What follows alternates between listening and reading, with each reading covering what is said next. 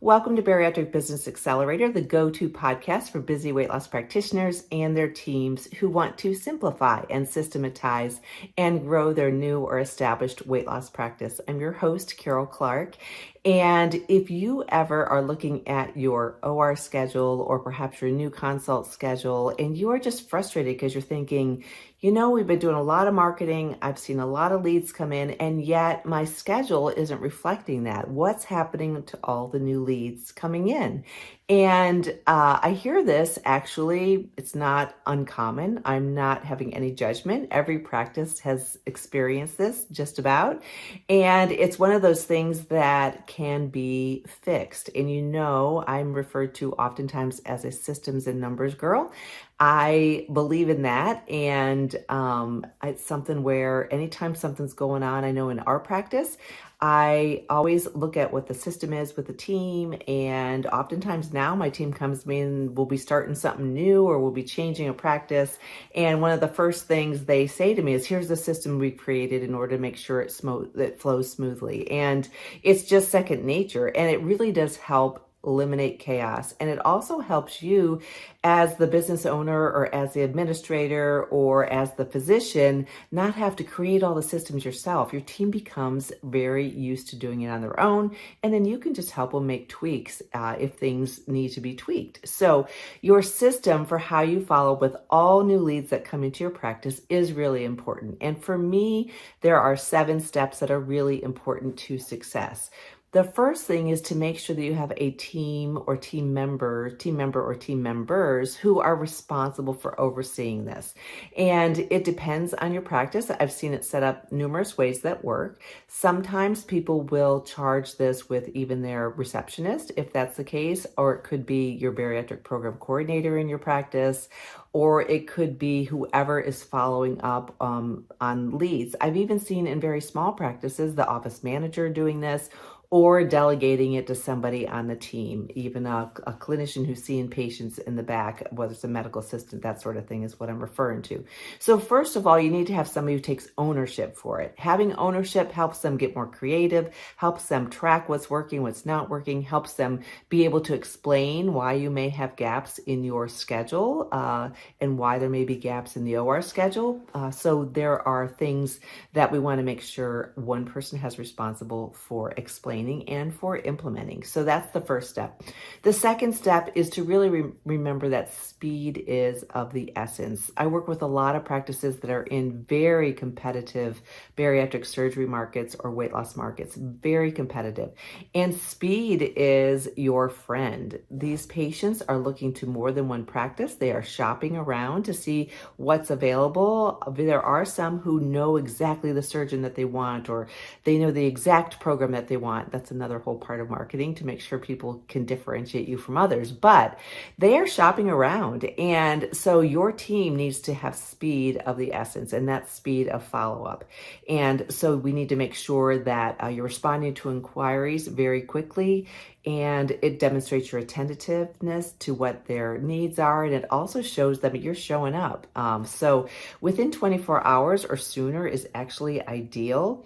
And if you're one of those practices that does follow up quite quickly, oftentimes you can hear this when someone calls your practice. It might be like, I've called thus and such practice and no one's gotten back to me and it's been a week. Thank you so much for returning my call, or thank you so much for reaching out to me via text or email or however you're communicating. So time is of the essence. Speed is your friend. So that's step number 2. The third step is to be sure whenever you're communicating with your prospective patients that you personalize your communication. I've been fortunate, and I work with a lot of practices that have some really fun personalities in the practice. And I mean that in a fun but professional way. And so they develop a connection very quickly by personalizing their communication with the people that they are communicating with, making sure that they are prompt, as we mentioned, and that even if you're using an automated bot on your website or automated email sequence or automated automated response in your chat or your text messaging, we want to make sure that you can quickly follow it up with something that's even more personalized once you get to know them. So that's really important. The fourth thing is to diversify your communication channels. Everyone has a different way of how they like to communicate. Who would have thought, I mean, I've been in this area for 2 decades, over 2 decades actually, who would have thought that text would become so important to people? So whether it's messaging on social media, whether it's messaging on your website, whether it's text or email, or there's a lot of patients who like a good old phone call, just making sure you have the right number, knowing what their communication preferences are and being able to communicate in that way is really important. So we want to make sure you have more than one communication method because everybody's a little bit different. Although I do find across the board pretty much that text is the most popular nowadays.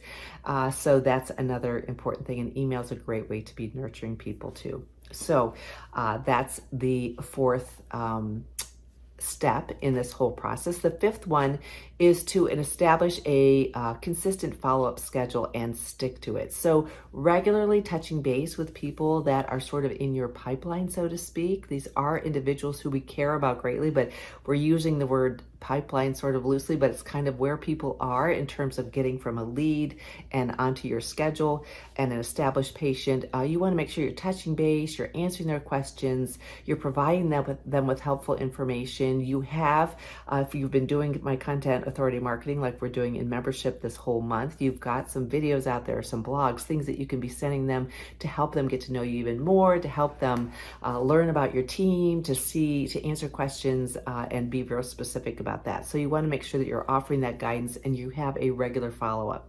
So for some practices, they have a list of all their leads. Hopefully it's in what we're going to get to next, which is your system for tracking that. But they'll have someone who reaches out to people on a regular basis. It might be weekly, depending upon your workload. It might be every other week. It might be more frequently. It depends on what's going on in your pipeline. So we want to make sure you're just consistent. So somebody's looking at that on a regular basis and reaching out to these people. And then, of course, cleaning up your list if they really want to come off. But it's great to leave them on and be nurturing them with your emails that you're sending, hopefully weekly, or at least monthly, but hopefully more frequently than that. The sixth step is to automate whenever possible. This really makes your life so much easier, the life of your team easier. And using a software system or a customer relationship management system that interacts directly with your EMR is really helpful. And being able to see where people are in the pipeline in a glance is really helpful. If you need suggestions for software for that, reach out to me. There are some fabulous ones I have used personally, many of them, either in our practice or in other practices that I work with. So there's different options. And there are a number of them that can actually integrate very seamlessly with your EMR, which is also great. And we want to make sure it's HIPAA compliant. We want to make sure all the communication with the patient is in one location. So it just makes it easier. No matter who on your team is having a conversation with them, you can know where they are in the process and be able to communicate with them properly. So that is the sixth step, is to automate whenever you can.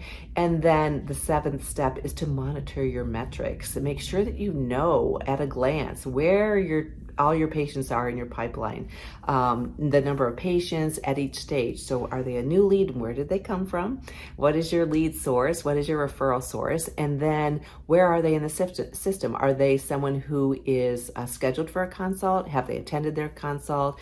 Where are they if they're a bariatric surgery patient? What sort of procedure are they doing? What are their insurance requirements, if applicable, for getting from their consult to surgery, making sure that you're tracking that each month, that there's an easy way to follow that. And there are software systems, like I mentioned, that make it so easy for you and your team. If you use a spreadsheet, oftentimes bariatric surgery clinics that have, or practices that have, less than 150, 200 patients, oftentimes we'll keep it on a spreadsheet. There's ways to automate that as well. But really, once you get to more than that, in terms of your caseload, it really needs to be in more of a software system.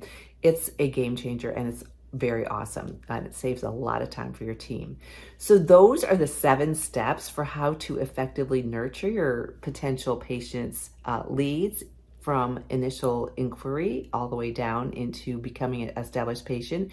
Throughout that, we want to make sure that the part of the nurturing process is your team reaching out to them, and then also making sure that they're on your email list. So whether you send an email out, a newsletter once a month, or however often you're emailing your patients, you want to make sure that they are on that list so that you are in front of them. Because what happens is when they're ready to make that decision, they're ready to move forward with a program or with surgery, oftentimes who they've been communicating with the most and who's in front of them, whether it's a text or an email or a blog that they read, or whoever's in front of them is typically the person that they're going to work with. So we want to make sure that you are that practice. You are the one in front of them. So these are my 7 steps, and I hope you enjoy them. If you're not a member of Bariatric Business Accelerator, the membership program, it's so cost effective. We meet monthly. There are so many resources from social media to weekly e-newsletters that you can kind of just use, customize, and deploy. We have tons of recipes. I do weekly trainings there every single week, and they stay in there. You can have access to them. We focus on the 6 systems that need to be at play for your successful practice. So much going on there, and I love it. And I love especially our one-on-one meetings. So check that out, bariatricbusinessaccelerator.com. If you haven't subscribed to this podcast, please subscribe. It helps to get the word out. If there's someone out there, another practitioner that you think this would benefit, let them know. And in the meantime, I'm grateful that you are here and that you are following the podcast and listening. And if there's any topics you also want me to cover, don't hesitate to reach out to me. And I can't wait to get to know you better. So in the meantime, take care.